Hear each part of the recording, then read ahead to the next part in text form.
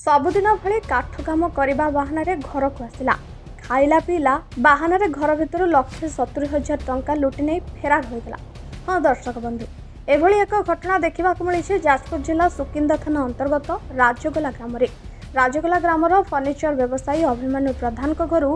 प्रत्येक दिन भली अभयपुर ग्रामर बद्री नायक लेबर कार्य करने को आसुवा बेले अभिमन्यु प्रधान घरे खाइबा पीवा परे लाटिन जावा बाहाना अभिमन्यु स्त्री सरस्वती प्रधान भ्यानिटी बैग्रु 1,70,000 टंका लुटि नहीं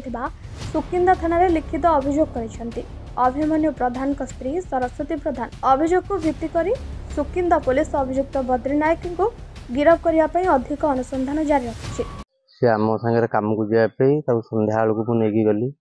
खाइला पीला सेठू मु पोखरी आड़े जाइली पोखरी आड़े मु झाड़ा बसी फेरला बेलू सी जाऊँगी गलापर मुझे कहली कुआड़े जाऊँ कहला मु लाट्रिन जाऊँगी लाट्रिन बेली सी अध घंटे घंटे खंडे अपेक्षार मु रही देखिली सी आसलानी मु रखी घरे 1,70,000 टଙ୍କା 1,70,000 टଙ୍କା काठ आसता चाखुंडा काठ गोटे गाड़ी 60-65 खट आउ मध्यप्रदेश मु नहीं जाती पैसा बेपार बुझेली सी खाइले पीले शोले ये से शोला ये मु मोर पदार ये गले झाड़ा सी उठिकी गला झाड़ा ये कहले कुआड़े जाऊँ कि ना मुझे लाट्रिन जाऊँ लाट्रिन जाऊँ आमर काठ